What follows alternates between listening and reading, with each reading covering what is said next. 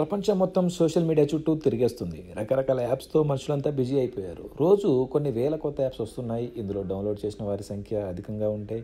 ఈ డౌన్లోడ్స్ని డిలీట్ చేసిన వారి సంఖ్య కూడా ఎక్కువగానే ఉంది. అందుకే 2023లో ఏ యాప్స్ ఎక్కువగా డిలీట్ అయ్యాయి అని సర్వే చేస్తే షాకింగ్ విషయాలు బయటకు వచ్చాయి. ఆ డీటెయిల్స్ ఏంటో చూద్దాం. జనం తమకు నచ్చిన యాప్స్లో ఎక్కువగా యాక్టివ్గా ఉంటారు.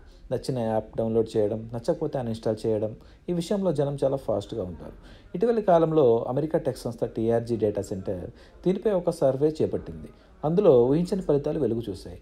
ఈ నివేదిక ప్రకారం ప్రపంచవ్యాప్తంగా 4.8 బిలియన్ సోషల్ మీడియా వినియోగదారులు ఉన్నారు.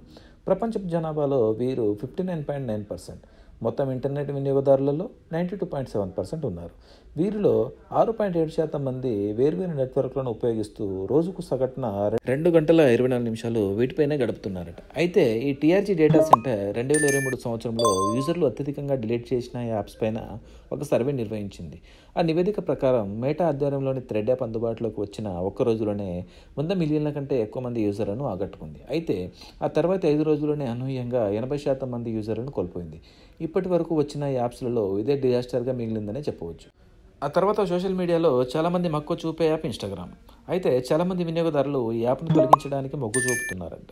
2023లో ప్రపంచవ్యాప్తంగా 1 మిలియన్కు పైగా జనం ప్రతి నెల ఇన్స్టాగ్రామ్ ఖాతాను ఎలా డిలీట్ చేయాలని సెర్చ్ చేస్తున్నారట.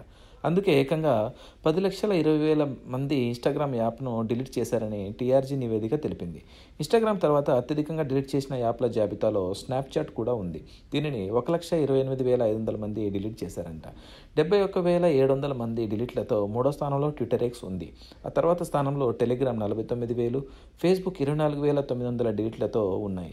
ఆశ్చర్యకరంగా టిక్టాక్, యూట్యూబ్, వాట్సాప్ వంటి ప్లాట్ఫారంలు చాలా తక్కువ ఖాతా తొలగింపుకు గురయ్యాయని తెలుస్తుంది.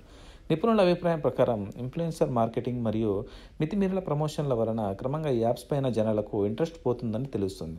అందుకే కొన్ని యాప్స్ తొలగించడానికి అందరూ ఎక్కువ మొగ్గు చూపుతున్నారట. కానీ ఈ యాప్స్లో చేరే కొత్త యూజర్ల సంఖ్య అధికంగా ఉండటంతో ఈ డిలీట్ చేస్తున్న వారి గురించి యాప్ కంపెనీలు పెద్దగా పట్టించుకోవట్లేదని తెలుస్తుంది. Thanks for watching.